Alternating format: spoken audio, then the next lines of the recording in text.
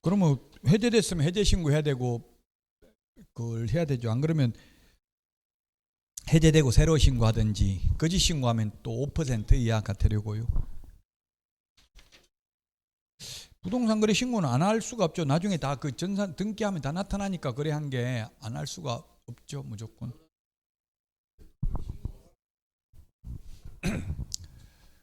그 하라는 거는 이제 처벌하려고 그렇겠죠. 거짓말로 하지 말고 압박감을 그만큼 주겠지. 있는 그대로 원래대로 하면 소득이 있는 곳에 세금이 있는 거니까 하는 게 맞죠. 논리적으로 보면. 근데 이때까지 관행적으로 금융계약서를 다운계약서 줬다가 갑자기 하라고 하니까 굉장히 이제 사람들이 당황하고 2006년도 그래서 노무현 전 대통령 탄핵에도 영향을 미쳤다고 했잖아요. 2006년도 도입돼 가지고 처음에는 엄청 충격적이었어요. 이게 실거래가격 신고라는 게. 금융계약서는 당연히 그냥 뭐 1억 하면 한 500만 원 이렇게 다운계약서 적는 게 관행이었는데. 자, 문제 1일 합격 노트 보겠습니다. 1번 문제인데요. 이게 좀 어렵습니다. 기출 문제입니다. 지난주에 한 건데요. 한 번 더 복습 차원에서 문제 냈습니다. 주택임대차 중개하면서 중개상물 확인설명서 1 작성하는 경우 제외하거나 생략할 수 있는 걸 모두 고른 것은 했는데 확인설명서 서식이 주거용이 1, 비주거용이 2, 토지가 3, 임목 공장재단 광업재단이 3입니다. 임대차인 경우 제외하거나 생략할 수 있는 것 했는데 취득시 부담할 조세 이거 취득세 임차인 내는 거 아니잖아요. 제외됩니다. 그래서 이건 아예 적을 필요도 없습니다. 그 다음에 개별 공시지가 및 건물 주택 공시가격 이거는 제외되는 게 아니라 생략할 수 있습니다. 왜냐하면 공시지가 또는 공시가격 이게 전부 뭐하고 한 68개 법률에 영향을 미치는데 한마디로 말하면 세금에 영향이 있죠.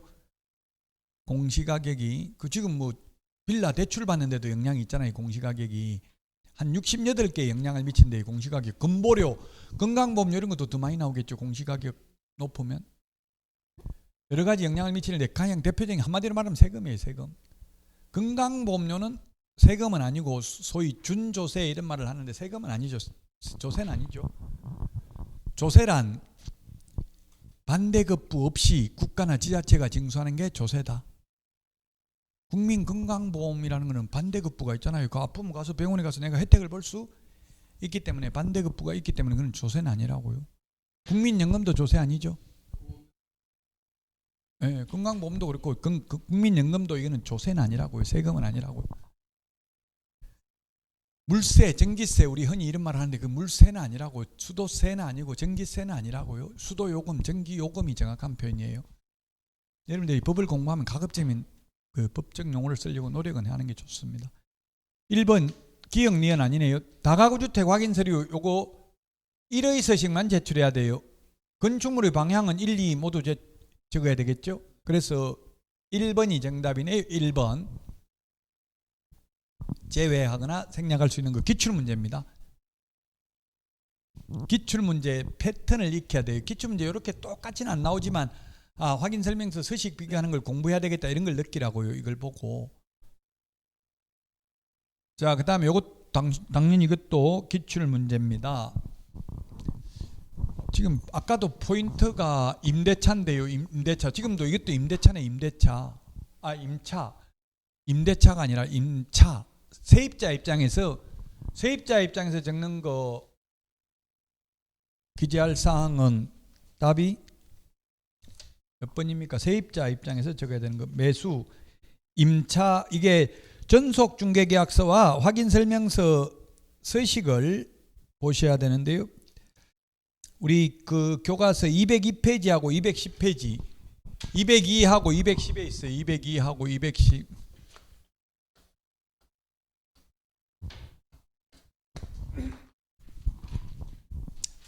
임차 그 203페이지에 보면 203페이지에 보면 기본서 권리 이전용이 있고 밑에 권리 취득용 이렇게 돼 있죠. 권리 취득용에 기재하는 걸 묻는 거예요. 이게 기출문제인데 어렵죠. 서식을 묻는 거니까.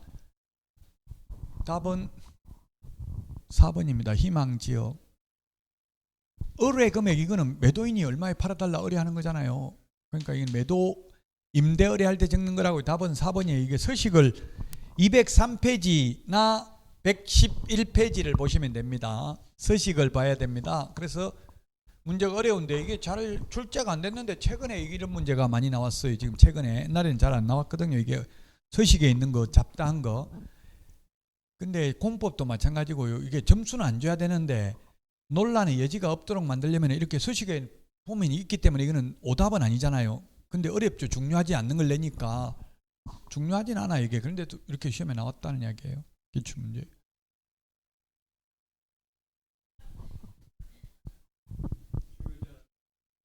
계속 내면 이제 그게 중요하게 되겠죠. 안 중요한 것도 계속 내면. 3번 보도록 하겠습니다. 3번. 전자계약, 부동산 거래 전자계약 시스템에 대해서 옳은 것. 예, 전자계약은 대리인 안 됩니다. 본인 휴대폰 있어야 됩니다. 1번이 답입니다. 아까 제가 정보 유출될 우려 없고 안전하다 했어요. 안전하고 편리하고 경제적이라고 했죠. 이게 어디 있냐면 제가 만든 문제가 아니라 이게 부동산 거래 전자계약 시스템 그 홈페이지에 보면 자주 하는 질문에 위험한 거 아닙니까? 이렇게 질문 누가 해놨어. 그러면 Q&A에 답변 안전합니다. 이렇게 적어놨어요. 자기들이. 시험에 나오면 그래서 안전하다 해야 돼. 종이계약보다 불편하다. 불편한 게 아니고 편리하다 했습니다. 스마트폰 쓰는 거하고 똑같다 했죠. 중개보수 카드로 결제할 수 없다. 할 수 있습니다. 단 이거는 문제가 개업공개사가 카드 가맹점 가입을 돼 있어야 돼요. 카드 가맹점 가입을 안 하는 게 불법이다 아니다. 법 위반이다 아니다. 카드 가맹점 가입을 안 하는 건 위반은 아니죠. 단 카드 가맹점을 가입해 놓고 현금과 카드를 차별하면 여신금융업법 위반입니다. 1년 이하의 징역이나 1,000만 원 이하의 벌금입니다. 현금으로 하면 뭐 한 만 원 더 받고 이런 거 있잖아요. 그거는 위반이에요. 원칙적으로 하면 여신금융업법.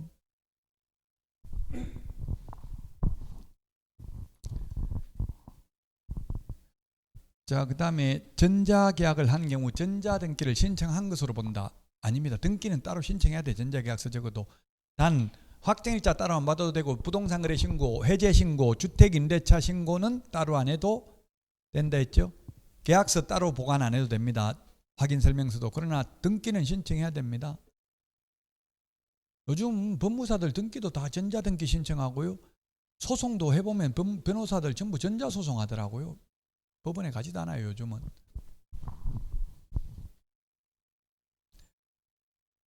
자, 그래서 3번의 정답은 1번이 되겠습니다. 자, 4번입니다. 4번. 옳은 것은 했는데 기출문제고요. 지상권 존속기간을 유추 적용한다. 지상권 존속기간은 뭐예요? 민법에서 경고한 건물은 30년, 목조 건물 15년, 공작물 5년인데 분묘는 특수 공작물입니다. 그래서 민법의 법리를 따른다면 5년이 되겠는데 존속기간은 그걸 적용하지 않는다고. 영구무한히 존속된다. 그래서 유추 적용해서 유추 적용하면 30년이 아니고 5년이 되겠죠. 어쨌든 5년, 30년 다 X고 영구무한히 존속된다. 장사 등에 관한 법률 시행되기 전에 설치된 분묘의 경우 법 시행 후에는 분묘기지권 시효취득 인정되지 않는다. 된다. 판례에 의하면 95년도에 분묘가 설치됐고 2001년 1월 13일 장사 등에 관한 법률 시행될 당시에는 20년 지나지 않았지만 지금 현재 2020년 현재는 20년 지났기 때문에 시효취득 인정된다.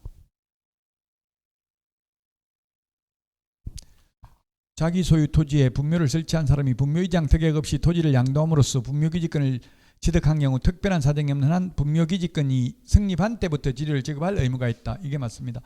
시효취득은 청구한 때부터 지급하면 되죠. 시효취득은 청구한 때부터 지급합니다. 여기 있네. 4번. 지료 지급할 의무가 없는 게 아니라 청구한 때부터 지급할 의무가 있고요.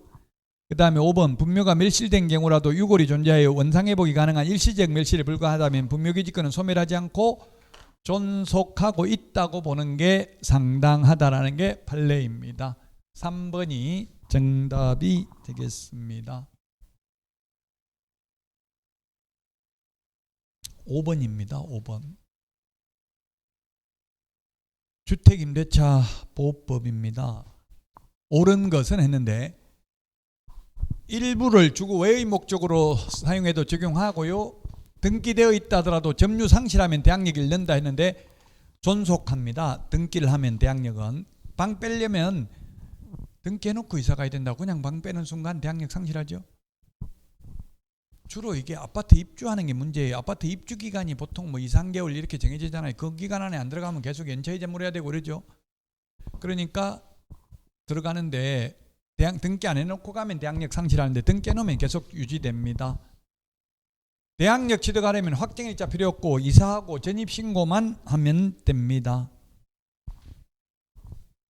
4번 을이 대항력을 취득한 후 X주택이 병에게 매도되어 소유권 이전 등기가 격려된 다음에 을이 주민등록을 다른 곳으로 옮겼다면 병의 임차 보증금 반환 채무는 소멸한다. 민법이 이렇게 가벌병 X주택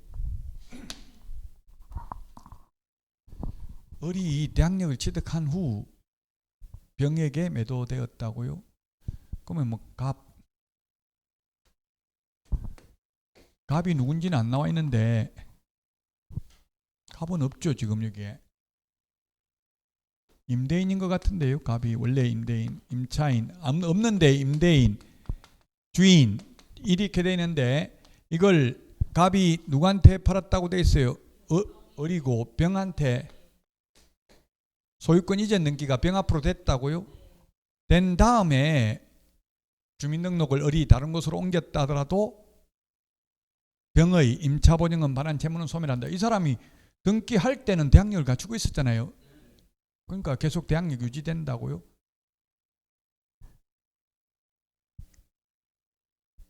만약에 이사를 가버렸는데 다시 병이 정한테 팔았다면 정한테는 대항할 수 없겠죠. 임의를 대항력을 상실했기 때문에.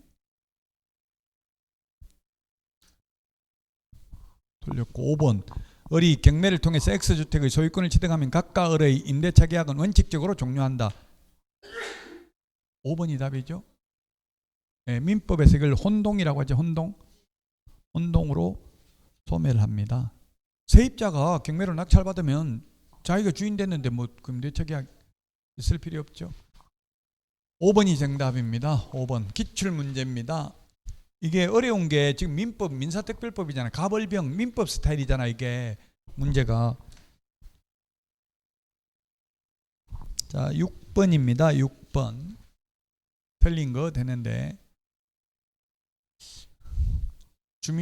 임차인 본인은 전입신고하지 않더라도 처가 부인입니다. 자녀 주민등록만 되어 있다 하더라도 대항력으로 인정된다. 네 맞습니다. 2번은 임차인이 전입신고를 하고 확정일자를 받은 일자와 저당권 설정 등기일이 같은 경우 임차인이 우선한다가 아니라 저당권은 당일, 대항력은 다음날 오전 0시. 이게 전입신고를 하고 확정일자 받았으니까 이거는 그 다음날 확정일자 받았다 이런 말 없으니까 무슨 말이에요? 전입신고하고 확정일자 받고 저당권 설정 등기 세 개 다 같은 날 1일날 세 개 다 했다는 뜻이죠. 그럼 저당권은 1일인데 대항력은 그 다음 날이잖아요. 그래서 임차인이 우선하는 게 아니라 저당권이 우선하니까 그래서 제가 특약으로 잔금 치르는 날까지는 일체의 권리 변동 없기로 한다. 가로하고 은행에 융자 등을 건저당 설정하고 융자 등을 받아서는 아니 된다. 이런 걸 적는 게 좋다 했죠.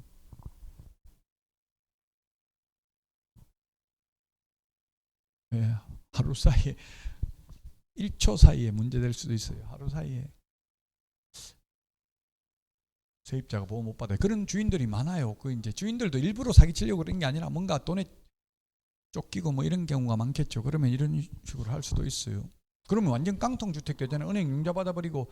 그래서 지금 뭐 이제 뭐 정부에서는 자꾸 그 금융계 지금 어느 하나은행인가 어딘가는 이제 대출 실행해 주기 전에 이게 그 확정일자 정보를 미리 확인하고 확정일자 그게 어디 뭐 전산이 연결돼 가지고 동주민센터하고 연결돼 가지고 알 수 있대요. 그래 가지고 대출을 안 해주는 걸로 이런 거 내부 처리 지침을 만들었다더라고. 법적으로는 없는데요.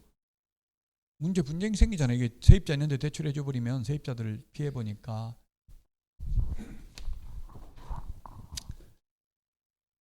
자, 그 다음에 세입자 배당 요구해야 됩니다.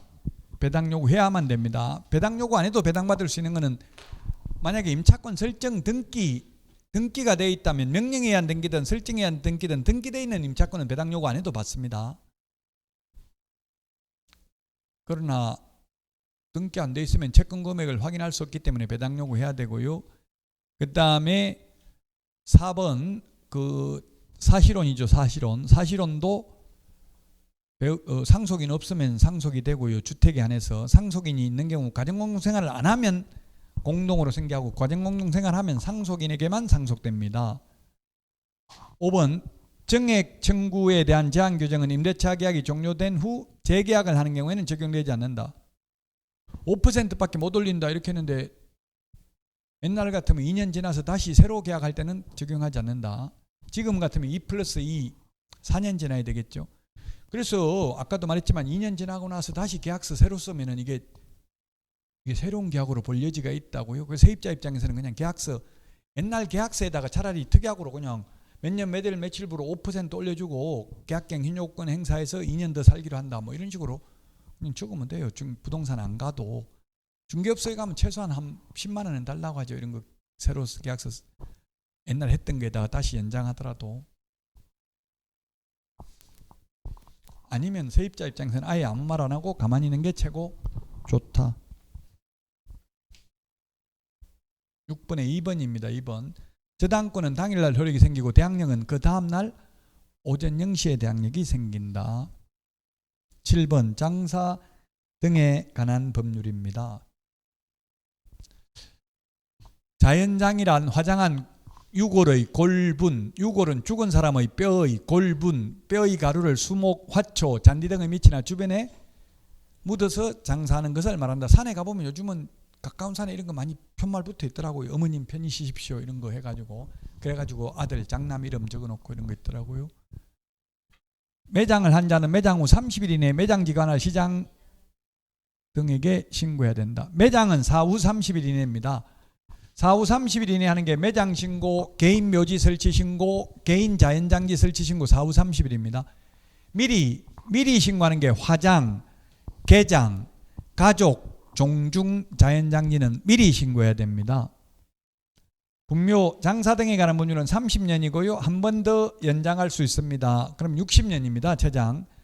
만약 60년 끝나고 나면 6개월 이내가 아니라 1개월 이내에 해당 분묘에 설치된 시설물을 철거하고 매장된 유골을 화장하거나 봉안해야 된다.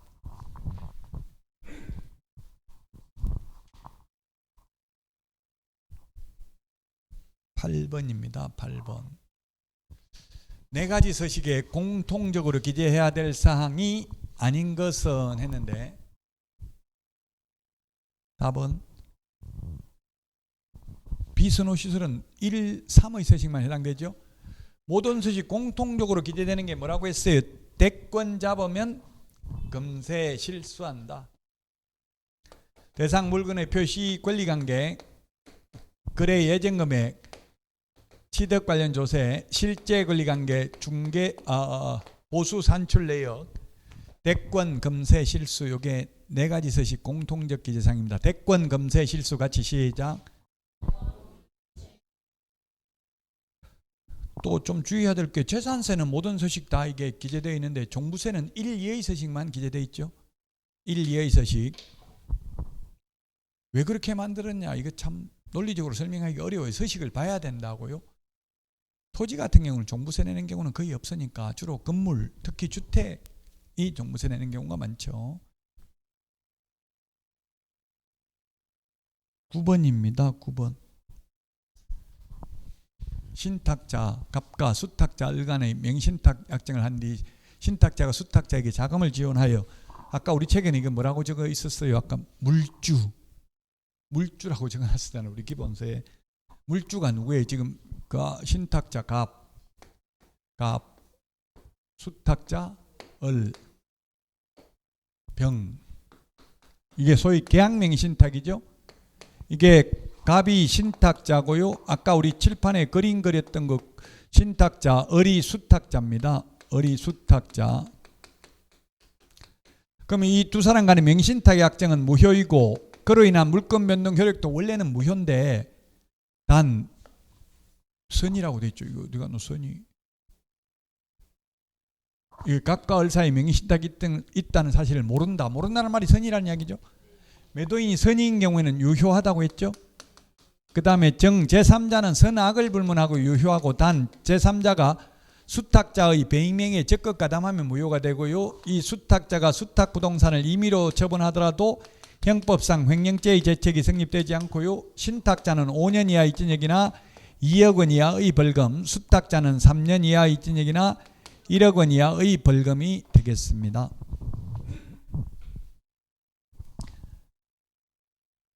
옳은 것입니다. 옳은 것.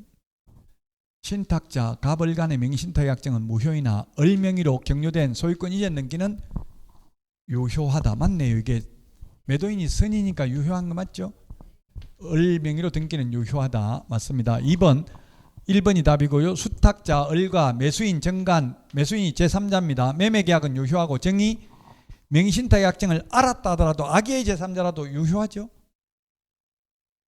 알았다 하더라도 악의의 제3자라도 유효합니다. 단 제3자가 수탁자의 배임행위에 적극 가담하면 무효입니다. 3번 정명의로 격려된 소유권 이전 등기의 효력은 유효하지만 신탁자 갑은 정에게 소유권을 주장할 수 있다 했는데 소유권 주장할 수 없고 다만 팔아먹으면 을 수탁자에게 부당이득 반환을 청구할 수 있을 뿐입니다. 제3자는 선악을 불문하고 유효하게 소유권을 취득할 수 있습니다. 을의 처분행위는 횡령죄로 처벌된다. 횡령죄 해당하는 거 하나도 없다 했죠. 3개, 명의신탁 유형 3개인데 3개 다 횡령죄에 해당되지 않습니다. 우리 기출문제인데 이렇게 벌칙이 나왔어요. 민법에는 아마 벌칙은 안 나온 걸로 알고 있어요. 민법은.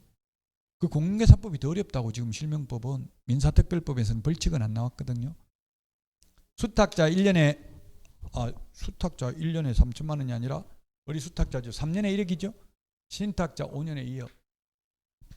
1년에 3천만 원 X 3년에 1억입니다. 수탁자. 신탁자 3년 초과 장기 미등기자 허위담 목록 제출한 자 5년에 2억 원이고요. 자 10번입니다.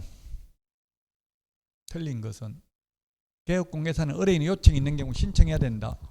금인신청은 계약서를 작성한 거래 당사자 또는 계약서를 작성한 변호사, 법무사, 개업공개사가 금인을 신청하여야 한다가 아니라 할 수 있다. 할 수 있다. 거부해도 됩니다. 법무사한테 이야기하세요. 이렇게 해도 된다 했잖아요. 그래서 1번이 틀린 답이고요. 2번 교환계약 금인 신청해야 됩니다. 60일 이내에 판결서 등도 금인받아야 됩니다. 금인 신청을 받은 시장군수구청장은 계약서 또는 판결서 등의 실질적 심사를 하는 게 아니라 형식적 심사만을 합니다. 탈세 목적으로 중간생략 등기한 경우 3년 이하의 징역이나 1억 원 이하의 벌금, 탈세 목적이 아니라도 1년 이하의 징역이나 3천만 원 이하의 벌금에 처합니다. 그래서 10번의 정답은 1번이 되겠습니다. 오늘보다 가치 있는 것은 아무것도 없다. 괴테 말입니다. 오늘도 유익한 하루 되시고요. 다음 주에 건강한 모습으로 찾아뵙겠습니다. 수고하셨습니다.